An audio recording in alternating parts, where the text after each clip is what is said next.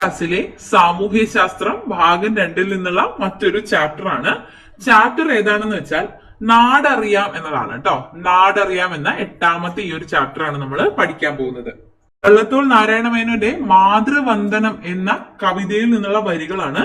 ഒന്നാമത് ഇവിടെ കേരളത്തിന്റെ മനോഹാരിതയാണ് വർണ്ണിച്ചിട്ടുള്ളത്. രണ്ടാമത്തേത് ഇത് മലയാളത്തിൽ ചോദിച്ചേക്കാം. വരികൾ തന്നിട്ട് ഏത് രചയിതാവിന്റെ ഏത് രചനയിൽ നിന്നുള്ള ഏത് കവിയുടെ വരികളാണ് ഇത് എന്നും ചോദിച്ചേക്കാം. വരികള് ശ്രദ്ധിച്ച് മനസ്സിലാക്കി വെക്കുക കേട്ടോ. ഇനി ഈ വരികളുടെ ആശയം നോക്കുകയാണെങ്കിൽ കേരളത്തിന്റെ സൗന്ദര്യമാണ് വർണ്ണിച്ചിട്ടുള്ളത്. കിഴക്ക് ദിശയിൽ ഞാനിവിടെ അടിവരയിട്ട് കഴിഞ്ഞിട്ടുള്ള വാക്കുകൾ ശ്രദ്ധിച്ചിരുന്നോ?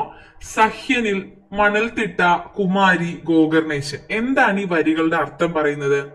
കിഴക്ക് ദിശയില് പച്ച വിരിച്ച സഹ്യനില്, സഹ്യൻ സഹ്യപർവ്വത്തിൽ തലവെച്ചും പടിഞ്ഞാറ് ഭാഗത്ത് നീണ്ടു കിടക്കുന്ന മണൽത്തിട്ട, കടൽ തീരത്തിലെ മണൽത്തിട്ടകളിൽ കാൽപാദങ്ങൾ വെച്ചും വടക്ക് ഭാഗത്ത് ഗോകർണത്തിലും തെക്ക് ഭാഗത്ത് കന്യാകുമാരിയിലും ഇരു കൈകളും നീട്ടിവെച്ചിറങ്ങുന്ന കേരള മാതാവിനെ സ്തുതിച്ചുകൊണ്ടുള്ള വരികളാണ് ഇത്. ഇതിൽ നിന്ന് കേരളത്തിന്റെ ഭൂമിശാസ്ത്ര സവിശേഷതകളും മനോഹാരിതയും നമുക്ക് മനസ്സിലായി. താഴെ തന്നിട്ടുണ്ട്: കിഴക്ക് ഉയർന്നു നിൽക്കുന്ന മലനിരകൾ, അതിൽ നിന്ന് ഒഴുകിയെത്തുന്ന നിരവധി പുഴകൾ, ഓളപ്പരപ്പിലൂടെ വഞ്ചികൾ ഒഴുകി നീങ്ങുന്ന കായലുകൾ, പടിഞ്ഞാറ് നീണ്ടു പരന്നു കിടക്കുന്ന കടൽ തീരം, വയലുകൾ, സമതല പ്രദേശങ്ങൾ, എങ്ങും പച്ചപ്പ്, സുഖകരമായ കാലാവസ്ഥ. നമ്മുടെ കേരളം എത്ര സുന്ദരമാണ്. അതിനുശേഷം നമുക്ക് തന്നിരിക്കുന്നത് കേരളത്തിലെ ഒരു ഗ്രാമപഞ്ചായത്തിന്റെ രൂപരേഖയാണ്. നമ്മൾ മാപ്പിനെ കുറിച്ചാണ് ആദ്യം പറഞ്ഞത്. കേരളത്തിന്റെ ഭൂമിശാസ്ത്രത്തെ കുറിച്ചുള്ള ഒരു വർണ്ണനയാണ് പറഞ്ഞത്. തുടർന്ന് നമുക്കൊരു ഉദാഹരണം പോലെ ഒരു ഗ്രാമപഞ്ചായത്തിന്റെ രൂപരേഖ തന്നിട്ടുണ്ട്. അതൊന്ന് നിരീക്ഷിക്കാൻ. വാണിയംകുളം എന്ന ഗ്രാമപഞ്ചായത്തിന്റെ രൂപരേഖയാണ് തന്നിട്ടുള്ളത്. അതിർത്തിയൊക്കെ ഇവിടെ നിശ്ചിതമായിട്ട് പറഞ്ഞിട്ടുണ്ട്. നദി ഒഴുകുന്നുണ്ട്, അതുപോലെ തന്നെ റെയിൽവേ പാതയുണ്ട്, പഞ്ചായത്തിന്റെ അതിർത്തി, ജില്ലാ അതിർത്തി, ഇവയെല്ലാം കൃത്യമായി തന്നിട്ടുണ്ട്. കുന്നുകളും നിരപ്പാർന്ന പ്രദേശങ്ങളും ഉൾപ്പെടുന്ന ഭൂപ്രകൃതിയാണ് വാണിയംകുളത്തിനുള്ളത്. കുന്നുകളുമുണ്ട്, നിരപ്പാർന്ന പ്രദേശങ്ങളുമുണ്ട്. രൂപരേഖയിൽ കാണുന്ന പ്രധാനപ്പെട്ട നദി ഏതാണ്? നദി ഏതാണ് തന്നിട്ടുള്ളത്? ഭാരതപ്പുഴയാണ് ഇതിൽ കാണപ്പെടുന്ന നദി. വാണിയംകുളം ഗ്രാമപഞ്ചായത്തിന്റെ തെക്കേ അതിർത്തിയിലൂടെയാണ് ഭാരതപ്പുഴ ഒഴുകുന്നത്. ഭാരതപ്പുഴയ്ക്ക് സമാന്തരമായി കടന്നുപോകുന്ന പ്രധാന ഗതാഗത മാർഗം ഏതാണ്? ഇവിടെ തന്നിരിക്കുന്ന ഭാരതപ്പുഴയ്ക്ക് സമാന്തരമായി പോകുന്ന ഗതാഗത മാർഗം ഏതാ? ഇവിടെ തന്നിട്ടുണ്ടല്ലോ. ഏതാണ്? റെയിൽവേ ആണ്. റെയിൽവേ ഗതാഗത മാർഗമാണ് ഇവിടെ തന്നിട്ടുള്ളത്. പഞ്ചായത്തിന്റെ ഭൂരിഭാഗം പ്രദേശങ്ങളും ഭാരതപ്പുഴയുടെ നീർത്തടങ്ങളാണ്. ഗതാഗതം, മത്സ്യബന്ധനം എന്നിവയ്ക്കായി പുഴയെ പ്രയോജനപ്പെടുത്തുന്നു. പുഴയുടെ തീരത്തോട് ചേർന്ന വളക്കൂറുള്ള മണ്ണ് കാർഷികാഭിവൃദ്ധിക്ക് കാരണമാകുന്നു. വാണിയംകുളം ഗ്രാമപഞ്ചായത്തിലെ കൃഷി, ജനങ്ങളുടെ ഭക്ഷണ രീതി, ഗതാഗതം മുതലായവയെ ഭാരതപ്പുഴ എങ്ങനെയെല്ലാം സ്വാധീനിക്കുന്നു?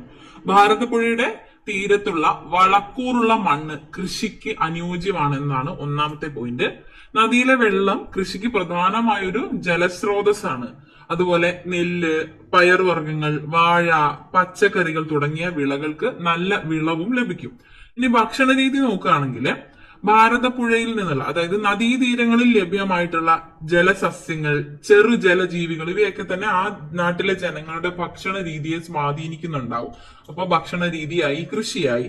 ഇനി അതുപോലെ നാട്ടിൽ കൃഷി ചെയ്യുന്ന ധാന്യങ്ങള്, പച്ചക്കറികൾ, പഴങ്ങൾ എന്നിവയൊക്കെ പ്രധാന ഭക്ഷണമാകുമ്പോൾ മറ്റൊന്നിനെ ആശ്രയിക്കേണ്ടി വരുന്നില്ല. അതും പ്രധാനമായി തന്നെ സ്വാധീനിക്കുന്ന ഒരു കാര്യമാണ്. ഇനി ഗതാഗതത്തിലേക്ക് നോക്കുമ്പോൾ പഴയ കാലത്ത് ഭാരതപ്പുഴ ഗ്രാമങ്ങൾ തമ്മിലുള്ള ഗതാഗതത്തിനും അതുപോലെ തന്നെ ഒരു വ്യാപാര ബന്ധം നിലനിർത്തുന്നതിന് സഹായിച്ചിട്ടുണ്ട്. ചെറു തോണികള്, ബോട്ടുകളൊക്കെ ഉപയോഗിച്ച് സാധനങ്ങൾ കൊണ്ടുവരുന്ന രീതി, നദിക്കരയിലെ പാതകൾ വഴി ഗ്രാമങ്ങൾ തമ്മിലുള്ള ബന്ധം കൂടുതൽ ശക്തമാകുന്ന രീതി, ഇവയെല്ലാം ഭാരതപ്പുഴ സ്വാധീനിക്കുന്ന ഘടകങ്ങളാണ്.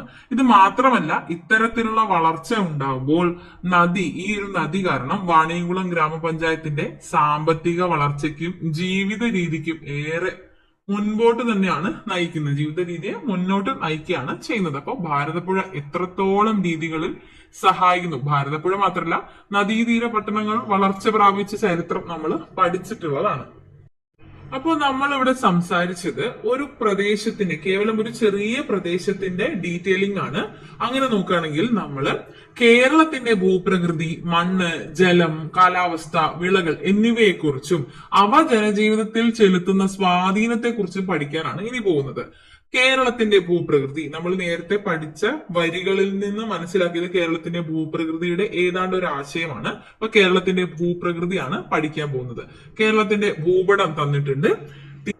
കേരളത്തിന്റെ ഭൂപടമാണ് തന്നിട്ടുള്ളത്. നോക്കുകയാണെങ്കിൽ കേരളത്തിന്റെ ഷേപ്പ്, അതിന് താഴെ സൂചിക തന്നിട്ടുണ്ട്. തോത് നോക്കുകയാണെങ്കിൽ തീരപ്രദേശം, ഇടനാട്, മലനാട് എന്നിങ്ങനെ 3 സവിശേഷതകളായിട്ടാണ് കേരളത്തെ തിരിച്ചിട്ടുള്ളത്. ഇവിടെ ശ്രദ്ധിക്കേണ്ടത് ഈ ഒരു അളവാണ്. എന്താന്ന് വെച്ചാൽ ഇവിടെ തന്നിട്ടുണ്ട് കേരളത്തിലെ 3 ഭൂപ്രകൃതി വിഭാഗങ്ങൾ ഏതൊക്കെയാ? തീരപ്രദേശം, ഇടനാട്, മലനാട്. ഓരോ ഭൂപ്രകൃതി വിഭാഗത്തിന്റെയും സമുദ്രനിരപ്പിൽ നിന്നുള്ള ഉയരം വളരെ പ്രധാനപ്പെട്ടതാണ്. ധാരാളം തവണ PSC ചോദിച്ചിട്ടുണ്ട് കേട്ടോ. തീരപ്രദേശം 7.5 മീറ്ററിൽ താഴെയാണ്. 7.5 മീറ്ററിൽ താഴെയാണ് തീരപ്രദേശം. ഇടനാട് 7.5 മീറ്ററിനും 75 മീറ്ററിനും ഇടയിലുള്ളതാണ്. 7.5 മീറ്ററിനും 75 മീറ്ററിനും ഇടയിലാണ് ഇടനാട് വരുന്നത്. മലനാടാണെങ്കിൽ 75 മീറ്ററിന് മുകളിലാണ് വരുന്നത്. അപ്പൊ ഈ ഒരു വ്യത്യസ്തത ഉള്ള ഈ ഒരു ഭൂപ്രകൃതിയുടെ ഉയരം എത്രയാണെന്നുള്ളത് കൃത്യമായിട്ട് മനസ്സിലാക്കി വെക്കുക. ഓക്കെ, അടുത്തത് ലക്ഷദ്വീപ് കടലിനോട് ചേർന്ന് കിടക്കുന്ന കേരളത്തിന്റെ ഭൂപ്രകൃതി വിഭാഗം ഏതാണ് എന്നാണ്. അത് തീരപ്രദേശമാണ്. ലക്ഷദ്വീപ് എവിടെയാണ് വരുന്നത്? എവിടെയായിട്ടല്ലേ? ഏകദേശം ഈ ഭാഗത്തായിട്ടാണ്. അപ്പോൾ ഏതാണ് വരുന്നത്? തീരപ്രദേശമാണ് വരുന്നത്. ഇവിടെ തന്നിരിക്കുന്ന സൂചികയിൽ ചെറിയൊരു തെറ്റുണ്ട് കേട്ടോ. ഇടനാടിന് റെഡ് കളറും മലനാടിന് ഗ്രീൻ കളറും ആണ് വേണ്ടിയിരുന്നത്. അങ്ങനെയാണെങ്കിൽ കറക്റ്റ് ആണ്. ഇത് വായിക്കുമ്പോൾ ഏകദേശം സൂചിക വായിക്കുന്ന സമയത്ത് നമുക്ക് മനസ്സിലാവും. ഓക്കെ, ബാക്കി അടുത്ത് നോക്കാം. തമിഴ്നാട്, കർണാടകം എന്നീ സംസ്ഥാന അതിർത്തികളോട് ചേർന്ന് കിടക്കുന്ന കേരളത്തിന്റെ ഭൂപ്രകൃതി വിഭാഗം ഏതാണ്? അത് മലനാടാണ്. മലനാട്. അപ്പൊ ഏകദേശം നമുക്ക് ഭൂപ്രകൃതി വിഭാഗത്തിനെ കുറിച്ചുള്ള ഒരു ധാരണ കിട്ടി. അങ്ങനെയാണെങ്കിൽ നമുക്കൊന്ന് ഡീറ്റെയിൽ ആയിട്ട് പഠിക്കാം. മലനാട്. കേരളത്തിന്റെ ഭൂപ്രകൃതി ഭൂപടത്തിൽ മലനാടിന്റെ സ്ഥാനം ഏതാണ്? നമ്മൾ കണ്ടല്ലോ, ഇതാണ് മലനാട് വരുന്നത്. 75 മീറ്ററിന് മുകളിലാണ് മലനാട്. ഓക്കെ, സമുദ്രനിരപ്പിൽ നിന്ന് ഏകദേശം 75 മീറ്ററിന് മുകളിൽ സ്ഥിതി ചെയ്യുന്നതും കുന്നുകളും മലകളും പർവ്വതങ്ങളും ഉൾപ്പെടുന്നതുമായ ഭൂപ്രകൃതി വിഭാഗമാണ് ഇത്.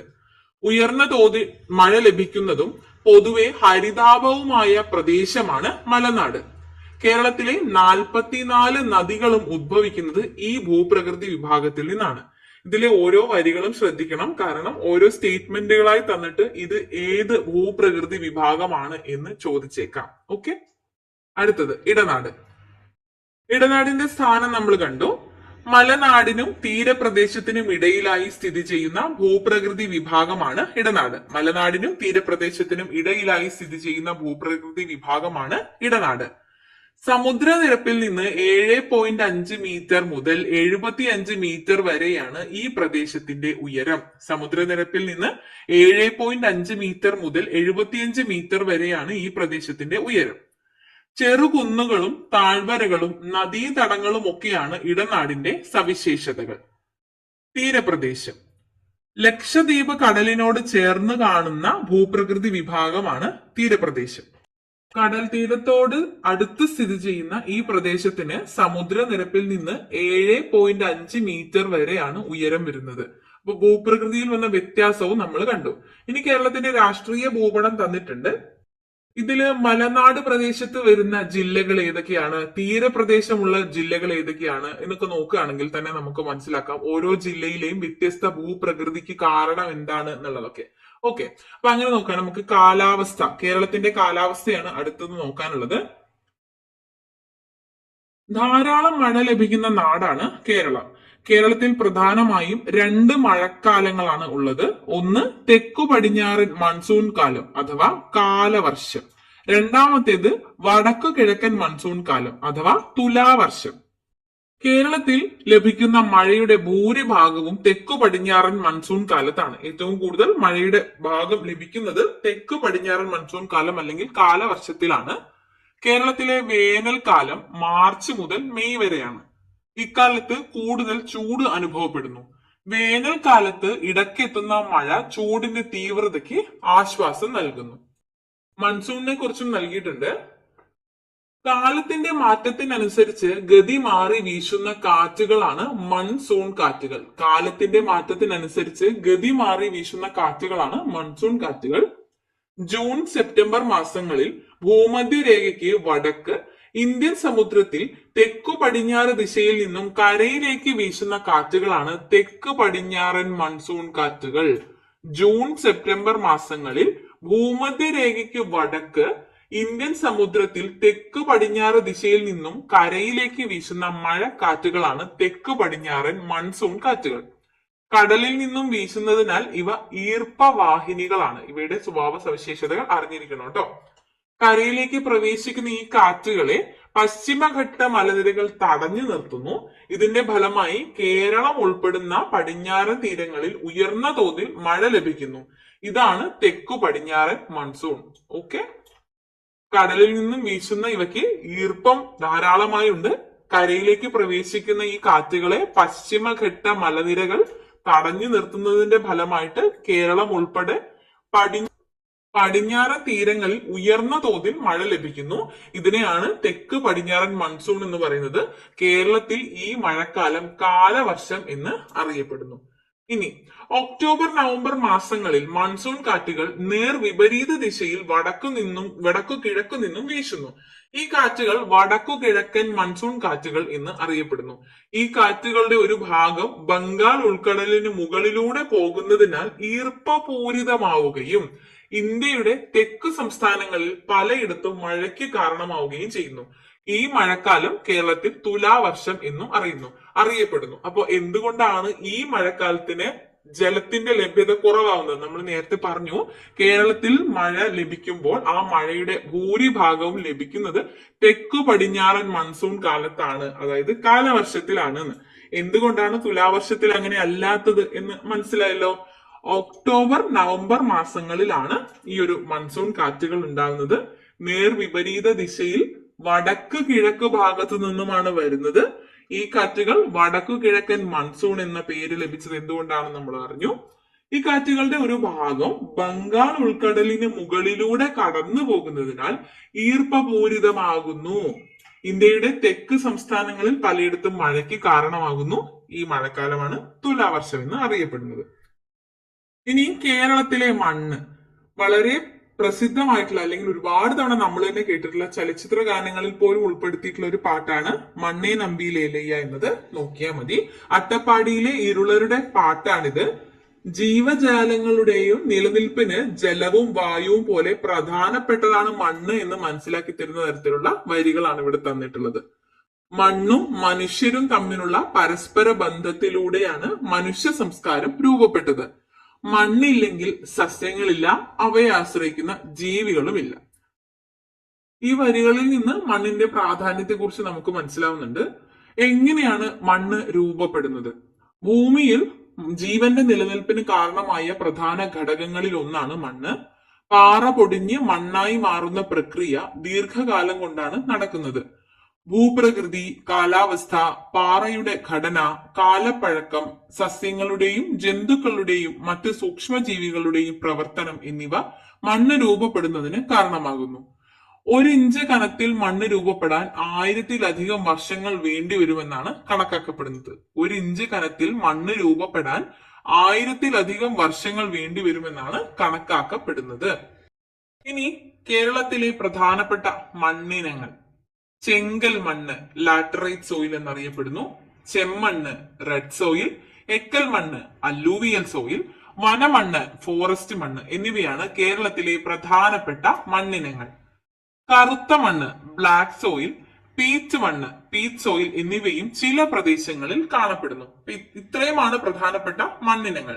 ഇനി ചിത്രം നോക്കുകയാണെങ്കിൽ അമിത രാസവള കീടനാശിനി പ്രയോഗം, മണ്ണിലെ പ്ലാസ്റ്റിക് മാലിന്യങ്ങൾ, അശാസ്ത്രീയ ഖനന പ്രവർത്തനം, അശാസ്ത്രീയ കാർഷിക പ്രവർത്തനങ്ങൾ ഇവയെല്ലാം തന്നെ മണ്ണിന്റെ തനത് സവിശേഷതകളെ ദോഷകരമായി ബാധിക്കുന്ന ചില സന്ദർഭങ്ങളാണ്. അമിതമായി രാസവള കീടനാശിനി ഉപയോഗിച്ചാൽ മണ്ണിന്റെ സ്വാഭാവിക ഗുണം നഷ്ടമാകും. മണ്ണിലെ പ്ലാസ്റ്റിക് മാലിന്യങ്ങൾ മണ്ണിന്റെ ഫലഭൂഷ്ഠതയൊക്കെ നഷ്ടപ്പെടുത്തും. അതുപോലെ തന്നെയാണ് അശാസ്ത്രീയ ഖനന പ്രവർത്തനങ്ങൾ, അശാസ്ത്രീയ കാർഷിക പ്രവർത്തനങ്ങൾ. കൃത്യമായ രീതിയിൽ മണ്ണിനെ പരിപാലിച്ചാൽ, കൃത്യമായ രീതിയിലുള്ള കാർഷിക പ്രവർത്തനങ്ങൾ നടത്തിയാൽ മണ്ണ് അതിൻ്റെതായ നന്മ സ്വഭാവം നമുക്ക് തിരിച്ചു തരുമെന്നാണ് പറയുന്നത്. അപ്പൊ ഇത്തരത്തിലുള്ള പ്രവർത്തനങ്ങളെല്ലാം തന്നെ മണ്ണിന്റെ തനത് സവിശേഷതകളെ ദോഷകരമായി ബാധിക്കും. അപ്പോ മണ്ണ് സംരക്ഷണത്തിന് സ്വീകരിക്കാവുന്ന മാർഗങ്ങൾ നമ്മൾ അറിഞ്ഞിരിക്കണം. അതിന് ചില ഉദാഹരണങ്ങളാണ് ഇവിടെ തന്നിട്ടുള്ളത്. കണ്ടൽ കാടുകൾ വെച്ച് പിടിപ്പിക്കുക. മണ്ണ് സംരക്ഷണത്തിനുള്ള ഏറ്റവും പ്രധാനപ്പെട്ട ഒരു മാർഗമാണ് കണ്ടൽ കാടുകൾ നട്ടുപിടിപ്പിക്കുക എന്നുള്ളത്. അത് ചില പ്രദേശങ്ങളെ അനുസരിച്ചാണ് എത്തരത്തിലാണ് മണ്ണ് സംരക്ഷണം വേണ്ടത് എന്ന് നമുക്ക് മനസ്സിലാവുക. അതിന് ഉദാഹരണത്തിൽ ഒന്നാണ് കണ്ടൽ കാടുകൾ, രണ്ടാമത് കയർ ഭൂവസ്ത്രം എന്നത്, മൂന്നാമത് കല്ലു കയ്യാല, 4 തട്ട് കൃഷി. തട്ടുതട്ടായിട്ടുള്ള കൃഷി രീതിയൊക്കെ കൊണ്ടുവരുന്ന സമയത്ത് കൂടുതൽ നമുക്ക് മണ്ണൊലിപ്പ് തടഞ്ഞ് മണ്ണിനെ സംരക്ഷിക്കാൻ പറ്റും. അതുപോലെ തന്നെ ജലത്തോടൊപ്പമുള്ള ഒഴുക്ക് കുറച്ച് ജലത്തിനെ കുറച്ചായിട്ട് അവിടെ സേവ് ചെയ്ത് വെച്ച് കൃഷി കുറച്ചുകൂടെ നന്നാക്കാൻ സഹായിക്കും. അതുപോലെ തന്നെയാണ് കല്ലു കയ്യാലയുടെ പ്രവർത്തനവും കയർ ഭൂവസ്ത്രത്തിന്റെ പ്രവർത്തനവും. അപ്പൊ പിക്ചറിൽ നിന്ന് നമുക്ക് കുറെ മനസ്സിലായി. ഡിസംബർ 5 ലോക മണ്ണ് സംരക്ഷണ ദിനമായി ഐക്യരാഷ്ട്ര സംഘടന ആചരിക്കുന്നു. ഡിസംബർ 5 ലോക മണ്ണ് സംരക്ഷണ ദിനം. ഓക്കെ, SCRT-യിലെ എല്ലാ പോയിന്റ്സും വളരെ പ്രധാനപ്പെട്ടതാണ്, നോട്ട് ചെയ്ത് വെക്കുക കേട്ടോ. ഡിസംബർ 5 ലോക മണ്ണ് സംരക്ഷണ ദിനം. ഇവിടെ നമുക്ക് മണ്ണിന്റെ പേരുകളാണ് തന്നിട്ടുള്ളത്. വളരെ പ്രധാനപ്പെട്ട കുറച്ച് പോയിന്റ്സ് കൂടി ഇവയ്ക്ക് വേണ്ടി പഠിക്കാം.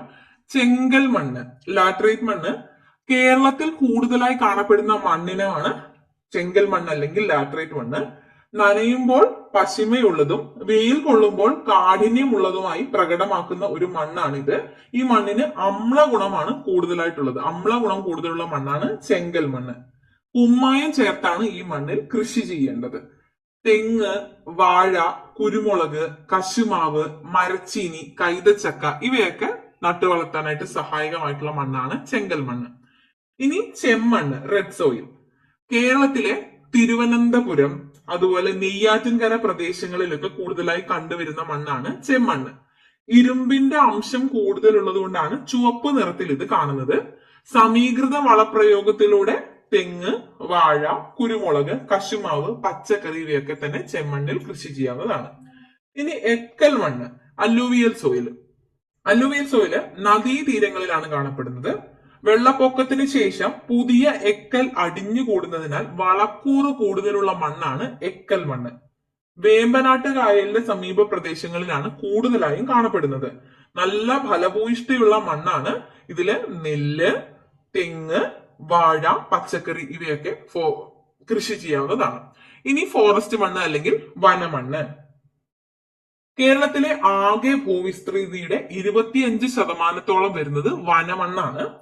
അമ്ലാംശം, ജൈവാംശം, നൈട്രജൻ എന്നിവ അടങ്ങിയിട്ടുള്ള മണ്ണാണ് വനമണ്ണ്. വനനശീകരണം മൂലമുണ്ടാകുന്ന മണ്ണൊലിപ്പിലൂടെ വനമണ്ണ് നഷ്ടപ്പെടുന്നുണ്ട് എന്നാണ് കണക്കുകൾ പറയുന്നത്. ഓക്കെ, ഇനി ബ്ലാക്ക് സോയിൽ, കറുത്ത മണ്ണ്. കറുത്ത മണ്ണ് കേട്ടിട്ടുണ്ടാവും. കേരളത്തിലെ പാലക്കാട് ജില്ലയിലെ ചിറ്റൂർ താലൂക്കിൽ മാത്രം കാണപ്പെടുന്ന ഒരു പ്രത്യേകതരം മണ്ണാണ് കറുത്ത മണ്ണ് അല്ലെങ്കിൽ ബ്ലാക്ക് സോയിൽ. നനയുമ്പോൾ കുതിർന്ന് വികസിക്കുകയും വേനൽക്കാലത്ത് വിണ്ടു കീറുകയും ചെയ്യുന്നു. ഇതിൽ ഏറ്റവും കൂടുതൽ നന്നായി അല്ലെങ്കിൽ അനുയോജ്യമായ വിളകൾ എന്ന് പറയുന്നത് പരുത്തിയാണ്, പിന്നീട് കരിമ്പ്, നിലക്കടല. ഇനി പീറ്റ് സോയിലാണ്, പീറ്റ് മണ്ണ്. പീറ്റ് മണ്ണ് കേരളത്തിലെ ചതുപ്പ് പ്രദേശങ്ങളിൽ കാണപ്പെടുന്ന മണ്ണിനമാണ്. ഇത് കണ്ടൽ ചെടികളുടെ വളർച്ചയ്ക്ക് സഹായകമാണ്. ഓക്കെ, അപ്പൊ മണ്ണിനെ നശിപ്പിക്കുന്ന വിധത്തിലുള്ള പ്രവർത്തനങ്ങൾ നമ്മൾ കണ്ടു, മണ്ണിനെ നന്നാക്കാനുള്ളതും കണ്ടു. ഈ കൂടുതൽ നമുക്ക് ആഡ് ചെയ്യാൻ പറ്റുന്ന ഒന്നാണ് നമ്മളിപ്പോ പറഞ്ഞ പോലെ എന്താണ് വനവൽക്കരണം എന്നത്. വനവൽക്കരണം മണ്ണിനെ സംരക്ഷിക്കാൻ പറ്റുന്ന പ്രധാനപ്പെട്ട ഒരു വഴിയാണ്. ഓക്കെ, കേരളത്തിന്റെ ജലസ്രോതസ്സുകൾ അടുത്തതാണ്. മനുഷ്യരുടെ നിലനിൽപ്പിന് ഒഴിച്ചുകൂടാനാകാത്ത ഒരു പ്രകൃതി വിഭവമാണ് ജലം. ഭൂമിയിലെ ജലത്തിന്റെ സ്രോതസ്സുകൾ ഏതൊക്കെയാണെന്നാണ് ചോദിച്ചിട്ടുള്ളത്. മഴ, നീരുറവുകൾ, നദികൾ, കായലുകൾ, കുളങ്ങൾ, കിണറുകൾ ഇവയെല്ലാം തന്നെ ജലത്തിന്റെ സ്രോതസ്സുകളാണ്. കിഴക്ക് സഹ്യപർവ്വതം മുതൽ പടിഞ്ഞാറ് അറബിക്കടൽ വരെ കയറ്റിറക്കങ്ങളോടുകൂടി ചരിവായി നിലകൊള്ളുന്ന ഭൂപ്രകൃതിയാണ് കേരളത്തിൻ്റെത്. സഹ്യപർവ്വത നിരകളിൽ നിന്ന് ഉത്ഭവിച്ച് കായലിലേക്കും കടലിലേക്കും ഒഴുകുന്ന നദികൾ കേരളത്തെ ജലസമൃദ്ധമാക്കുന്നു. ഇവ കൂടാതെ നിരവധി തടാകങ്ങളും കുളങ്ങളും നമ്മുടെ നാട്ടിലുണ്ട്. കേരളത്തിലെ 44 നദികളും ഉദ്ഭവിക്കുന്നത് മലനാട് ഭൂപ്രകൃതി വിഭാഗത്തിൽ നിന്നാണ്. നമ്മൾ നേരത്തെ പറഞ്ഞ പോയിന്റ് ആണ്. ഇവയിൽ 3 നദികൾ കിഴക്കോട്ടും 41 നദികൾ പടിഞ്ഞാറോട്ടുമാണ് ഒഴുകുന്നത്. 2 മഴക്കാലങ്ങളിലൂടെ നമ്മുടെ ജലാശയങ്ങൾ സമ്പന്നമാകും എങ്കിലും മഴക്കാലം കഴിയുന്നതോടെ അവയിൽ പലതും വറ്റിപ്പോകും. ഹിമാലയൻ നദികളെ പോലെ നമുക്ക് മഞ്ഞിൽ നിന്നും മഴയിൽ നിന്നും ജലം ലഭിക്കാത്തതുകൊണ്ടാണ് മിക്കവാറും ഇങ്ങനെ സംഭവിക്കുന്നത്. ലോകത്തിലെ ആകെ ജലലഭ്യതയുടെ വളരെ ചെറിയൊരു അളവ് മാത്രമേ ശുദ്ധജലമായിട്ടുള്ളൂ. അമൂല്യമായ ശുദ്ധജലം സംരക്ഷിക്കേണ്ടത് നാം ഓരോരുത്തരുടെയും കടമയാണ്. മഴക്കുഴി, മഴവെള്ള സംഭരണി, തടയണ, പുതയിടൽ തുടങ്ങിയ മാർഗങ്ങൾ ഉപയോഗിച്ച് സംരക്ഷണം ഉറപ്പുവരുത്താൻ കഴിയും. അപ്പം മഴക്കുഴി, മഴവെള്ള സംഭരണി, തടയണ, പുതയിടൽ ഇവയെല്ലാം തന്നെ ജലസംരക്ഷണത്തിനുള്ള മാർഗങ്ങളാണ്. ഇനി ഈ പിക്ചറിലേക്ക് നോക്കുകയാണെങ്കിൽ ജലസ്രോതസ്സുകൾ മലിനമാകുന്ന സാഹചര്യങ്ങളാണ് പിക്ചറൈസ് ചെയ്ത് തന്നിട്ടുള്ളത്. മാലിന്യങ്ങളുടെ പുറന്തള്ളൽ, അമിതമായിട്ടുള്ള മാലിന്യങ്ങളുടെ പുറന്തള്ളൽ നമ്മുടെ ജലത്തിലേക്ക് വരുന്നത് കൊണ്ടാണ്. അതേപോലെ തന്നെ മലിനജലങ്ങളുടെ പുറന്തള്ളലും നദികളിലേക്ക് പോലുള്ള സ്രോതസ്സുകളിലേക്ക് വരുന്നത് കൊണ്ടാണ് നമ്മുടെ ജലസ്രോതസ്സുകൾ മലിനമാകുന്നത്. ജലാശയങ്ങൾ മലിനപ്പെടുന്നത് ജീവജാലങ്ങളുടെ നിലനിൽപ്പ് അപകടത്തിലാക്കുന്നു. നിലവിലുള്ള ജലസ്രോതസ്സുകളെ സംരക്ഷിക്കേണ്ടത് വളരെ അത്യാവശ്യമായതുകൊണ്ട് തന്നെ സംരക്ഷിക്കുന്നതിനും പരിപാലിക്കുന്നതിനും സർക്കാർ വിവിധ തരത്തിലുള്ള പദ്ധതികൾ നടപ്പിലാക്കുന്നുണ്ട്. അതിനുള്ള ഉദാഹരണങ്ങളാണ് താഴെ തന്നിട്ടുള്ളത്. പദ്ധതി ഒന്നാമത്തേത് ഇനി ഞാൻ ഒഴുകട്ടെ എന്നതാണ്. അത് നിർവഹിക്കുന്നത് ഹരിത കേരളം മിഷനാണ്. ഹരിത കേരളം മിഷൻ. മാലിന്യമുക്തം നവകേരളം പദ്ധതി തദ്ദേശ സ്വയംഭരണ വകുപ്പിന്റേതാണ്. തദ്ദേശ സ്വയംഭരണ വകുപ്പിന്റേത് തന്നെയാണ് തെളിനീരൊഴുകും നവകേരളം എന്നത്. 2 നവകേരളം പദ്ധതിയും തദ്ദേശ സ്വയംഭരണ വകുപ്പിന്റേതാണ്. ജലജീവൻ മിഷൻ കേന്ദ്ര സർക്കാരിന്റെ പദ്ധതിയാണ്. ജലസ്രോതസ്സുകളെ സംരക്ഷിക്കുന്നതിനും പരിപാലിക്കുന്നതിനും വേണ്ടിയിട്ട് 4 പദ്ധതികളാണ്. ഇനി ഞാൻ ഒഴുകട്ടെ, മാലിന്യമുക്തം നവകേരളം, തെളിനീരൊഴുകും നവകേരളം, ജൽജീവൻ മിഷൻ. കൂടെ ചോദിച്ചോട്ടെ, ഇനി ഞാൻ ഉറങ്ങട്ടെ എന്ന പുസ്തകം ആരെഴുതിയതായിരുന്നു? PK ബാലകൃഷ്ണനാണ് കേട്ടോ. മലയാളത്തിൽ ചോദിക്കാം. കേരള സാഹിത്യ അക്കാദമി അവാർഡ്, വയലാർ അവാർഡ് എന്നിവയൊക്കെ നേടിയിട്ടുള്ള കൃതിയാണ് ഇനി ഞാൻ ഉറങ്ങട്ടെ. ഓക്കെ, കണക്റ്റഡ് അല്ല, ഈ വേർഡിനുമായിട്ട് പ്രാസം തോന്നിയപ്പോ പറഞ്ഞു എന്നേ ഉള്ളൂ കേട്ടോ. ഓക്കെ, ഇനി കേരളത്തിന്റെ വിളവൈവിധ്യം. കേരളത്തിന്റെ ഭൂപ്രകൃതിയുടെ അടിസ്ഥാനത്തിൽ ഓരോ പ്രദേശത്തും ഓരോ തരം വിളകളാണ് കൃഷി ചെയ്യുന്നത്. കേരളത്തിലെ വ്യത്യസ്ത പ്രദേശങ്ങളിൽ കാണപ്പെടുന്ന ചില കാർഷിക വിളകളുടെ ചിത്രങ്ങളാണ് തന്നിട്ടുള്ളത്. ഞാറുനടിയിൽ കാണാൻ പറ്റുന്നുണ്ട്, റബ്ബർ കൃഷി കാണാം, തെങ്ങ് കൃഷി കാണാം, അതുപോലെ തേയില കൃഷിയും കാണാൻ പറ്റും. നെൽകൃഷി പ്രധാനമായും സമതല പ്രദേശങ്ങളിലും അതുപോലെ താഴ്ന്ന ഭൂമിയിലും തീരപ്രദേശങ്ങളിലും കൃഷി ചെയ്തു വരാറുണ്ട്. റബ്ബർ കൃഷിയാണെങ്കിൽ ഇടനാട് പ്രദേശത്തും അതുപോലെ തന്നെ മലനാട് പ്രദേശത്തും പർവ്വത ഭാഗങ്ങളിലും കൃഷി ചെയ്ത് കാണാറുണ്ട്. ഇനി തെങ്ങ് കൃഷിയിലേക്ക് വരുമ്പോൾ തെങ്ങ് കൃഷി ഇടനാട്ടിലാണ് കൂടുതലായും കാണുന്നത്, തീരപ്രദേശങ്ങളിലും കാണാറുണ്ട്. ചായ കൃഷിയാണെങ്കിൽ ചായത്തോട്ടങ്ങളൊക്കെ കൂടുതലായും നമ്മൾ കണ്ടിട്ടുള്ളത് മലനിരകളിലായിരിക്കും, അതുപോലെ തന്നെ ഉയർന്ന പ്രദേശങ്ങളിലും ആയിരിക്കും. ഓരോ പ്രദേശത്തെയും കൃഷി അവിടുത്തെ ഭൂപ്രകൃതി, കാലാവസ്ഥ എന്നിവയുമായി ബന്ധപ്പെട്ടിരിക്കുന്നു. നമ്മളത് കണ്ടതാണ്. മണ്ണ്, ജലസേചന സൗകര്യം, സമുദ്രനിരപ്പിൽ നിന്നുള്ള ഉയരം എന്നിവയും ഒക്കെ കൃഷിയെ സ്വാധീനിക്കുന്നുണ്ട്. ഉദാഹരണത്തിന് ഇടുക്കി ജില്ലയിലെ മൂന്നാർ, പീരുമേട്, വയനാട് ജില്ലയിലെ മേപ്പാടി, വൈത്തിരി, തിരുവനന്തപുരം ജില്ലയിലെ പൊന്മുടി തുടങ്ങിയ പ്രദേശങ്ങളിൽ തേയില വ്യാപകമായി കൃഷി ചെയ്യുന്നു. ഉയർന്ന പ്രദേശമാണ്, മലനിരകളുള്ള ഭാഗമാണ്, അവിടെ തേയില കൂടുതലായും കൃഷി ചെയ്യുന്നു. പാലക്കാട് ജില്ലയിലും കുട്ടനാട്ടിലും നെൽകൃഷി വ്യാപകമായും കാണുന്നു. നമ്മൾ പറഞ്ഞു നെൽകൃഷി കൂടുതലായും സമതല പ്രദേശങ്ങളിൽ അല്ലെങ്കിൽ താഴ്ന്ന ഭൂമിയിലായിരിക്കും കൃഷി ചെയ്യുന്നത്. പാലക്കാട് ജില്ലയിലും കുട്ടനാട്ടിലും നെൽകൃഷി വ്യാപകമായി കാണുന്നു. വളക്കൂറുള്ള മണ്ണും ധാരാളമായി ലഭിക്കുന്ന മഴയും കേരളത്തിൽ വ്യത്യസ്തമായ വിളകൾക്ക് അനുയോജ്യമായ സാഹചര്യം ഒരുക്കുന്നു. സമുദ്രനിരപ്പിൽ നിന്നുള്ള ഉയര കൂടുതൽ മൂലം അനുഭവപ്പെടുന്ന തണുത്ത കാലാവസ്ഥ, ചരിവാർന്ന ഭൂപ്രകൃതി എന്നിവ മലനാട് മേഖലയിൽ തേയില, ഏലം, കാപ്പി, കുരുമുളക് മുതലായ വിളകൾക്ക് അനുകൂല സാഹചര്യം ഒരുക്കുന്നു. ഉയർന്ന പ്രദേശങ്ങളിൽ, ശരിക്കും പറഞ്ഞ വയനാട് ജില്ലയിലൊക്കെ തന്നെ തേയില, ഏലം, കാപ്പി, കുരുമുളക് ഇവയൊക്കെ ധാരാളമായി കാണുന്നുണ്ട്. അതിന് കാരണം എന്താണ്? സമുദ്രനിരപ്പിൽ നിന്നുള്ള ഉയര കൂടുതൽ കാരണം, തണുത്ത കാലാവസ്ഥ, ചരിവാർന്ന ഭൂപ്രകൃതി ഇവയൊക്കെ മലനാട് മേഖലയിലുള്ളവർക്ക് ഈ ഇത്തരത്തിലുള്ള പ്രത്യേക കൃഷി രീതികൾ കൂടുതൽ നന്നായി ചെയ്യാനായിട്ടുള്ള സാഹചര്യം ഒരുക്കി കൊടുക്കുകയാണ് ചെയ്യുന്നത്. ഓക്കെ, ഭൂപ്രകൃതിയും മണ്ണിന്റെ സവിശേഷതകളും ഇടനാട്ടിലെ വിളവൈവിധ്യത്തിന് കാരണമാകുന്നുണ്ട്. അതിന് ഉദാഹരണമായിട്ട് പറയുകയാണെങ്കിൽ മരച്ചീനി, ചേമ്പ്, ചേന തുടങ്ങിയ കിഴങ്ങു വർഗങ്ങളോടൊപ്പം ഇടനാട്ടിൽ വാഴ കൃഷിയും റബ്ബർ കൃഷിയും വ്യാപകമാണ്. ഇന്ത്യയിൽ ഏറ്റവും കൂടുതൽ റബ്ബർ കൃഷി ചെയ്യുന്നത് കേരളത്തിലാണ്. ഈ പോയിന്റ് നേരത്തെ ചോദിച്ചിട്ടുണ്ട് കേട്ടോ. ഇന്ത്യയിൽ ഏറ്റവും കൂടുതൽ റബ്ബർ കൃഷി ചെയ്യുന്നത് കേരളത്തിലാണ്. തീരപ്രദേശത്തെ എക്കൽ മണ്ണിന്റെ സാന്നിധ്യം നെൽകൃഷിക്ക് അനുയോജ്യമാണ്.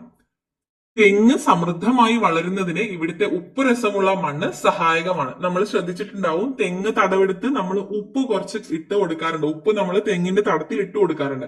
അപ്പൊ അത് സ്വാഭാവികമായി ലഭിക്കുന്ന മണ്ണില്, ഉപ്പ് രസമുള്ള മണ്ണില് ഉറപ്പായിട്ടും തെങ്ങ് കൃഷി സമൃദ്ധമായി തന്നെ വളരുന്നതായിരിക്കും. കായലുകൾ മത്സ്യകൃഷിക്ക് ഉപയോഗിക്കാറുണ്ട്. അപ്പൊ 3 തരത്തിലുള്ള സവിശേഷതകൾ നമ്മൾ കണ്ടു. കേരളത്തിന്റെ ഭൂമി ശാസ്ത്ര സവിശേഷതകൾ 3 തരത്തിൽ കണ്ടു. അവിടെ ഉണ്ടാകുന്ന അല്ലെങ്കിൽ അവിടെ സ്വാഭാവികമായി നല്ല രീതിയിൽ കൃഷി ചെയ്യാൻ സാധിക്കുന്ന തരത്തിലുള്ള 3 തരം വിഭവങ്ങളും അല്ലെങ്കിൽ കൃഷി രീതികളും വിളകളും നമ്മൾ കണ്ടു. ഒരു പ്രദേശത്ത് കാർഷിക സമൃദ്ധി ഉണ്ടാകണമെങ്കിൽ ഏതെല്ലാം ഘടകങ്ങളാണ് ഒത്തുചേർന്ന് ഉണ്ടാവേണ്ടത്? അപ്പൊ നമ്മളിപ്പോ വായിച്ചതിൽ നിന്ന് നമുക്ക് മനസ്സിലാവുന്നത്, 1, അനുകൂല ഭൂപ്രകൃതി ഉണ്ടാവണം. 2, വളക്കൂറുള്ള മണ്ണുണ്ടാവണം. 3, ജലസേചന സൗകര്യം ഉണ്ടാകണം. 4, അനുയോജ്യമായ കാലാവസ്ഥ ഉണ്ടാകണം. അതുപോലെ തന്നെയാണ് ആധുനിക സാങ്കേതിക വിദ്യ, അതൊരു കാരണമാണ്. അതും കൂടെ ഉണ്ടാവുന്നത് നല്ലതായിരിക്കും. ഇനി ഓരോ ഭൂപ്രകൃതി വിഭാഗത്തിലുമുള്ള മണ്ണ്, നിലനിൽക്കുന്ന കാലാവസ്ഥ, ലഭിക്കുന്ന മഴ എന്നിവയ്ക്ക് അനുസൃതമായാണ് അവിടുത്തെ കൃഷി രൂപപ്പെട്ടിട്ടുള്ളത്. കേരളത്തിലെ പല ആഘോഷങ്ങളും കാലാവസ്ഥയും ഭൂപ്രകൃതിയുമായി ഏറെ ബന്ധമുള്ളവയാണ്. അതുപോലെ കേരളത്തിലെ പല ആഘോഷങ്ങൾക്കും കാലാവസ്ഥയും ഭൂപ്രകൃതിയുമായിട്ടൊക്കെ ബന്ധമുണ്ട്. ഉദാഹരണത്തിന് വിളവെടുപ്പ് ഉത്സവങ്ങൾ. ഓണം വിളവെടുപ്പ് ഉത്സവമാണ്. വിഷു, പൊങ്കൽ, നിറപുത്തരി ഇതൊക്കെ അതിന് ഉദാഹരണങ്ങളാണ്. അതുപോലുള്ള മറ്റ് ആഘോഷങ്ങളാണ് ഈ വള്ളംകളി, കാളപൂട്ട്, അതായത് മരമടി പോലത്തെ ഉത്സവങ്ങൾ. മഴക്കാലത്തിന് ശേഷം കേരളത്തിലെ ജലാശയങ്ങളിൽ നടക്കുന്ന വള്ളംകളി മത്സരങ്ങൾ, വയലുകളിൽ നടക്കുന്ന കാളപൂട്ട് മത്സരങ്ങൾ എന്നിവ കാലാവസ്ഥയും ഭൂപ്രകൃതിയുമായി ബന്ധപ്പെട്ട ആഘോഷങ്ങൾക്ക് ഉദാഹരണങ്ങളാണ്. കേരളത്തിന്റെ തൊഴിൽ വൈവിധ്യം. ഓരോ ഭൂപ്രകൃതി വിഭാഗത്തിലും വൈവിധ്യമാർന്ന കാർഷിക പ്രവർത്തനങ്ങൾ നടക്കുന്നുണ്ട്. നമ്മൾ ഇപ്പൊ കണ്ടല്ലോ. കൃഷി മാത്രമാണോ കേരളത്തിലെ ജനങ്ങൾ ഏർപ്പെടുന്ന തൊഴിൽ മേഖല? അല്ല. തീരപ്രദേശത്ത് മറ്റു തരത്തിലായിരിക്കും, ഓരോ പ്രദേശങ്ങളിലും ഓരോ തരത്തിലായിരിക്കും. കൃഷി അല്ലാതെ മറ്റു തൊഴിലുകൾ എന്തൊക്കെയാണ്? താറാവ് വളർത്തൽ പറയാം, മീൻപിടുത്തം, തേൻ ശേഖരണം, കയർ വ്യവസായം, ഇതെല്ലാം ഉദാഹരണങ്ങളായിട്ട് പറയാവുന്നതാണ്. ജനജീവിതം മെച്ചപ്പെടുത്തുന്നതിന് കാർഷിക രംഗത്തെ പുരോഗതിയോടൊപ്പം പ്രധാനമാണ് മറ്റു തൊഴിൽ മേഖലകളിലെ പുരോഗതിയും. ഒരു പ്രദേശത്തെ ജനങ്ങളുടെ പുരോഗതി നിർണയിക്കുന്നതിൽ അവിടുത്തെ പ്രകൃതി വിഭവങ്ങൾക്കും മനുഷ്യ വിഭവ ശേഷിക്കും പങ്കുണ്ട്. ഓരോ പ്രദേശത്തെയും ഭൂപ്രകൃതിക്കും കാലാവസ്ഥയ്ക്കും അനുഗുണമായാണ് അവിടുത്തെ തൊഴിൽ സംസ്കാരം രൂപപ്പെട്ടിട്ടുള്ളത്. കായലോരങ്ങളിലെ തൊണ്ടുതല്ലലും കയറുവിരിക്കലും കുട്ടനാട്ടിലെ നെൽകൃഷിയും താറാവ് വളർത്തലും ഇതിന് ഉദാഹരണമാണ്. കായലോരങ്ങളിലെ തൊണ്ടുതല്ലലും കയറുവിരിക്കലും കുട്ടനാട്ടിലെ നെൽകൃഷിയും താറാവ് വളർത്തലും. ഇവിടെ തന്നിരിക്കുന്ന പിക്ചർ നോക്കാം. തൊഴിലും ഭൂപ്രകൃതിയും. ഓരോ ഭൂപ്രകൃതിക്കനുസരിച്ചാണ് അവിടുത്തെ തൊഴിൽ സാഹചര്യങ്ങൾ വരുന്നത്. ഈ പിക്ചർ നോക്കുകയാണെങ്കിൽ ഒന്നാമത് എന്താണ്? മൺപാത്ര നിർമ്മാണമാണ്. മൺപാത്ര നിർമ്മാണം. രണ്ടാമത് നെൽകൃഷിയാണ്. മൂന്നാമത് റബ്ബർ ടാപ്പ് ചെയ്യുന്ന ഒരാളെയാണ് കാണുന്നത്. ഇതാണ് തൊണ്ട് തല്ലൽ എന്ന് പറയുന്നത് കേട്ടോ. ഇത് തേയില നുള്ളുന്നു, അതുപോലെ മീൻപിടുത്തവുമാണ് കാണാൻ പറ്റുന്നത്. തേയില തോട്ടം, അതുപോലെ റബ്ബർ കൃഷി, റബ്ബർ ടാപ്പിംഗ് ഒക്കെ മലനാടിന്റെ ഭൂപ്രകൃതി അനുസരിച്ച് മലനാടിന്റെ തൊഴിൽ വിഭാഗത്തിലാണ് ഉൾപ്പെടുന്നത്. റബ്ബർ ടാപ്പിംഗ് ഇടനാട്ടിലും കാണാൻ സാധിക്കുന്നുണ്ട്. നമ്മൾ നേരത്തെ പറഞ്ഞതാണ്. റബ്ബർ ടാപ്പിംഗ്, അതുപോലെ മൺകല നിർമ്മാണം, നെൽകൃഷി ഇവയൊക്കെ ഇടനാട്ടിൽ കാണാൻ കഴിയുന്ന കാർഷിക രീതികളാണ്. ഇനി തീരപ്രദേശത്ത് നോക്കുകയാണെങ്കിലാണ് നെൽകൃഷി സ്വാഭാവികമായിട്ട് ഉൾപ്പെടും, മീൻപിടുത്തം എന്തായാലും വരും. അതുപോലെ കായൽ പ്രദേശങ്ങളുമായി ബന്ധപ്പെട്ടതാണ് ഈ തൊണ്ട് തല്ലൽ എന്ന് പറയുന്നത്. അത് കയർ വ്യവസായവുമായി ബന്ധപ്പെട്ടതാണ് കേട്ടോ. നമ്മൾ കണ്ടിട്ടുണ്ടാവും, സിനിമകളിലൊക്കെ കണ്ടിട്ടുണ്ടാവും. തൊണ്ട് തല്ലല് തീരപ്രദേശവുമായി ബന്ധപ്പെട്ട തൊഴിലാണ്. ഇപ്പൊ പറഞ്ഞതിന് പ്രകാരമാണെങ്കിൽ ഭൂപ്രകൃതി വിഭാഗത്തെ അനുസരിച്ച് തൊഴിലിനെ വ്യത്യസ്തമാക്കുന്ന എങ്ങനെയാ നോക്കാം. മലനാട്ടിലെ തൊഴിലുകൾ എന്തൊക്കെയാണ്? തേയില, റബ്ബർ, കാപ്പി തുടങ്ങിയവയൊക്കെ മലനാട്ടിലാണ്. റബ്ബർ ടാപ്പിംഗ്, തേയിലത്തോട്ടം ഇതൊക്കെ മലനാട്ടിൽ വരുന്നതാണ്. ഇടനാട്ടിൽ എന്തൊക്കെയാണ് വരുന്നത്? തെങ്ങ് കൃഷി വരുന്നുണ്ട്, നെൽകൃഷി വരുന്നുണ്ട്, അതുപോലെ റബ്ബർ കൃഷി വരുന്നുണ്ട്. ഇതെല്ലാം ഇടനാട്ടില് വരുന്നതാണ്. തീരപ്രദേശത്ത് നോക്കുകയാണെങ്കിൽ മത്സ്യബന്ധനമാണ് പ്രധാനമായിട്ടും വരുന്നത്. നെൽകൃഷി വരുന്നുണ്ട്, തെങ്ങ് കൃഷിയും തീരപ്രദേശത്ത് വരുന്നുണ്ട്. കേരളത്തിലെ വിദ്യാഭ്യാസ പുരോഗതിയും മെച്ചപ്പെട്ട സാമൂഹിക ഭൗതിക സാഹചര്യങ്ങളും ആധുനിക സാങ്കേതിക വിദ്യയും ജനങ്ങൾ ഏർപ്പെടുന്ന തൊഴിലുകളിൽ മാറ്റങ്ങൾ ഉണ്ടാക്കി. ഒരു ഫെയർ ആയിട്ടുള്ള സ്റ്റേറ്റ്മെന്റ് ആണ്. ഇനി കേരളവും പ്രകൃതി ദുരന്തങ്ങളും എന്ന ഭാഗമാണ്. കേരളത്തിന്റെ പ്രകൃതി ഭംഗിയും അനുകൂലമായ കാലാവസ്ഥയും ജനജീവിതം സുഗമമാക്കുന്നുണ്ടെന്നാണ് നമ്മൾ ഇതുവരെ കണ്ടത്. എന്നാൽ ചില സന്ദർഭങ്ങളിൽ പ്രകൃതി ദുരന്തങ്ങളും പ്രകൃതിക്ഷോഭങ്ങളും ഉണ്ടാവാറുണ്ട്. പരിസ്ഥിതി ദുർബല പ്രദേശങ്ങൾ ധാരാളമുള്ള പ്രകൃതിയാണ് കേരളത്തിനുള്ളത്.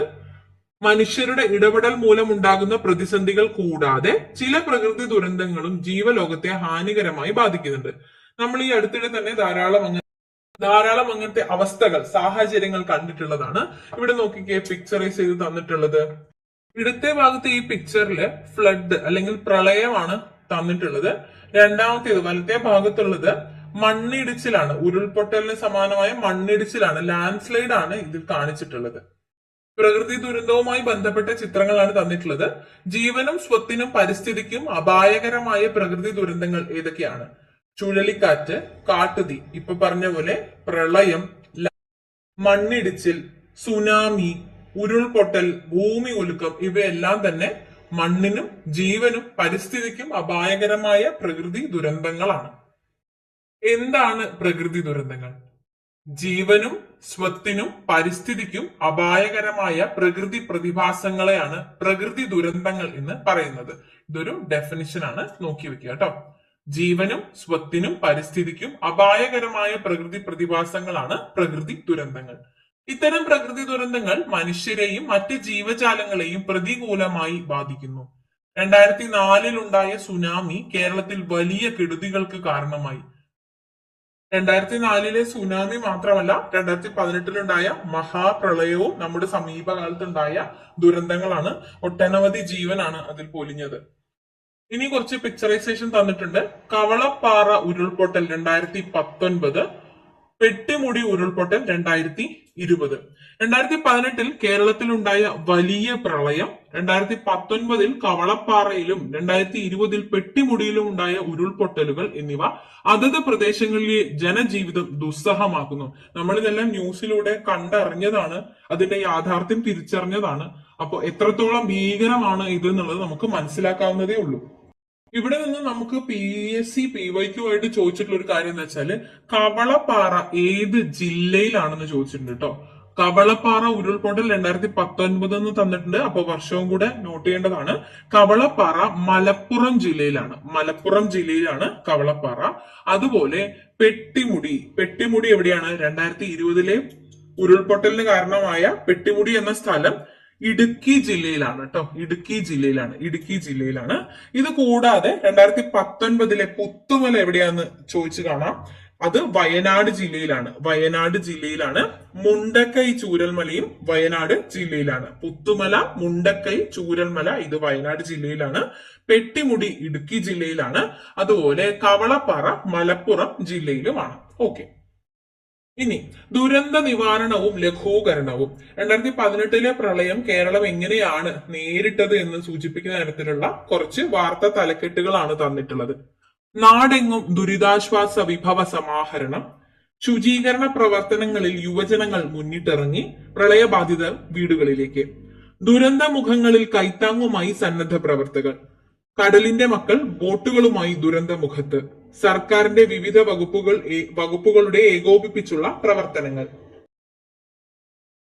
ദുരിതാശ്വാസ രക്ഷാ പ്രവർത്തനങ്ങൾക്കായിട്ട് കേരളം ഒന്നിച്ചു നിന്നതിനുള്ള ഉദാഹരണമാണ് ഇവിടെ തന്നിട്ടുള്ളത്. സർക്കാരിന്റെ വിവിധ വകുപ്പുകൾ, സന്നദ്ധ സംഘടനകൾ എന്നിവയും യുവജനങ്ങൾ, വ്യാപാരികൾ, മത്സ്യത്തൊഴിലാളികൾ എന്നിവരും ഒത്തൊരുമയോടെ പ്രവർത്തിച്ചതിന്റെ ഫലമായി ഈ വലിയ പ്രകൃതി ദുരന്തത്തിന്റെ തീവ്രത കുറയ്ക്കാൻ സാധിച്ചു. നമ്മളെല്ലാവരും നേരിട്ട് സാക്ഷ്യം വഹിച്ച ഒരു സാഹചര്യമായിരുന്നു അത്. അപ്പൊ അത്തരത്തിലുള്ള സാഹചര്യം ഇനി ഉണ്ടാവാതിരിക്കട്ടെ. ഉണ്ടാവുകയാണെങ്കിൽ അത്തരത്തിലുള്ള സാഹചര്യത്തിനുള്ള മുന്നൊരുക്കങ്ങൾ എന്തൊക്കെയാണെന്ന് കൂടെ നമ്മൾ അറിഞ്ഞിരിക്കണം. ദുരന്ത പൂർവ്വ നിവാരണ പ്രവർത്തനം, ദുരന്ത സമയത്തെ രക്ഷാപ്രവർത്തനം, ദുരന്താനന്തര പ്രവർത്തനം എന്നിങ്ങനെ 3 തരത്തിലാണ് ഇവിടെ തന്നിട്ടുള്ളത്. ദുരന്ത പൂർവ്വ നിവാരണ പ്രവർത്തനം എന്തൊക്കെയാണെന്ന് വെച്ചാല് ആധുനിക സാങ്കേതിക വിദ്യയുടെ സഹായത്തോടെ ചില ദുരന്തങ്ങൾ മുൻകൂട്ടി അറിയുക എന്നതാണ്. അതുപോലെ ദുരന്ത സാധ്യതാ മേഖലകളിൽ മുന്നറിയിപ്പുകൾ നൽകി ബോധവൽക്കരണത്തിനും ജനങ്ങളെ മാറ്റി പാർപ്പിക്കുന്നതിനുമുള്ള നടപടികൾ സ്വീകരിക്കുകയും ചെയ്യണം. ഇനി ദുരന്ത സമയത്ത് എന്താണ് ചെയ്യേണ്ടതെന്ന് വെച്ചാല് രക്ഷാപ്രവർത്തനത്തിന് ആവശ്യമായ സംവിധാനം ഒരുക്കി വെക്കുക, ദുരിതാശ്വാസ ക്യാമ്പുകൾ സ്ഥാപിച്ച് ഭക്ഷണം, വസ്ത്രം, താമസ സൗകര്യം, ചികിത്സ എന്നിവ ലഭ്യമാക്കുന്നതിനുള്ള ആസൂത്രണം നടത്തുകയും ചെയ്യുക. ഇനി ദുരന്താനന്തര പ്രവർത്തനം എന്താണെന്ന് നോക്കുകയാണെങ്കിൽ ദുരന്ത ബാധിതരെ പുനരധിവസിപ്പിക്കുക, ഭാവിയിൽ ഉണ്ടാകാൻ സാധ്യതയുള്ള ദുരന്ത സാഹചര്യങ്ങളെ പ്രതിരോധിക്കുന്നതിനുള്ള നടപടികൾ സ്വീകരിക്കുക. അപ്പൊ ഇത്തരത്തിലാണ് ഒരു ദുരന്തം ഉണ്ടാകാതിരിക്കാനും ഉണ്ടായാലും അതിനുശേഷവുമുള്ള പ്രവർത്തനങ്ങൾ ഒന്നായി നിന്ന് നമ്മുടെ നാടിനെ രക്ഷിക്കാനായിട്ട് സാധിക്കാൻ കഴിയത്തക്ക വിധത്തിലുള്ള നടപടികൾ. ഇനി പ്രകൃതി ദുരന്തങ്ങളുടെ നിവാരണത്തിനും ലഘൂകരണത്തിനുമായി പ്രവർത്തിക്കുന്ന സർക്കാർ വകുപ്പുകളും സംവിധാനങ്ങളും. ഇപ്പൊ നമ്മൾ കണ്ടു, ഒത്തൊരുമിച്ച് നിന്നാൽ നമ്മുടെ നാടിനെ രക്ഷിക്കാൻ പറ്റുന്ന അത്തരത്തിലുള്ള നടപടികൾ നടത്തണമെങ്കിൽ നമ്മുടെ മുകളിലത്തെ തട്ടിൽ സർക്കാർ വകുപ്പുകളും സംവിധാനങ്ങളും കൃത്യമായി പ്രവർത്തിക്കണം. അതിനുള്ള ഉദാഹരണങ്ങളാണ്: ഒന്ന്, കേരള റവന്യൂ ദുരന്ത നിവാരണ വകുപ്പ്, സംസ്ഥാന ദുരന്ത നിവാരണ അതോറിറ്റി, ജില്ലാ ദുരന്ത നിവാരണ അതോറിറ്റി, ദുരന്ത സാധ്യത അപഗ്രഥന cell, land and disaster management institute. വേണമെങ്കിൽ PSC ചോദിക്കാം, പ്രകൃതി ദുരന്തങ്ങളുടെ നിവാരണത്തിനും ലഘൂകരണത്തിനുമായി പ്രവർത്തിക്കുന്ന സർക്കാർ വകുപ്പുകളും സംവിധാനങ്ങളും താഴെ തന്നിട്ടുള്ളതിൽ ഏതാണ് എന്ന രീതിയിൽ. അപ്പൊ ഇത് ഉൾപ്പെടില്ല എന്ന രീതിയിലുള്ള ഒരു അസംഷൻ എടുക്കുന്നതിനേക്കാളും ഇതൊന്ന് മനസ്സിലാക്കി വെക്കുന്നത് നല്ലതായിരിക്കും കേട്ടോ. കേരള റവന്യൂ ദുരന്ത നിവാരണ വകുപ്പ്, സംസ്ഥാന ദുരന്ത നിവാരണ അതോറിറ്റി, ജില്ലാ ദുരന്ത നിവാരണ അതോറിറ്റി, ദുരന്ത സാധ്യത അപഗ്രഥന cell, land and disaster management institute. നാം വസിക്കുന്ന ഭൂപ്രദേശത്തെ വൈവിധ്യവും മണ്ണും ജലവും കാലാവസ്ഥയും വിളകളും നമ്മുടെ ജീവിതത്തെ എങ്ങനെയെല്ലാം സ്വാധീനിക്കുന്നു എന്നുള്ളതാണ് നമ്മൾ ഈ ഒരു ചാപ്റ്ററിലൂടെ കണ്ടത്. ഈ മണ്ണിന്റെ സമൃദ്ധിയും തെളിനീരും വരാനിരിക്കുന്ന തലമുറകൾക്ക് കൂടി കരുതി വെക്കേണ്ട ചുമതല നമുക്കുണ്ട്. അതിനാൽ പ്രകൃതിയുടെ സന്തുലിതാവസ്ഥയ്ക്ക് കോട്ടം തട്ടാതെയുള്ള ജീവിത രീതിക്കും വികസനത്തിനുമാണ് നാം മുൻഗണന നൽകേണ്ടത്. അപ്പൊ ഇത്രയുമാണ് ഈ ഒരു ചാപ്റ്ററിൽ നമുക്ക് പഠിക്കാനുള്ളത്.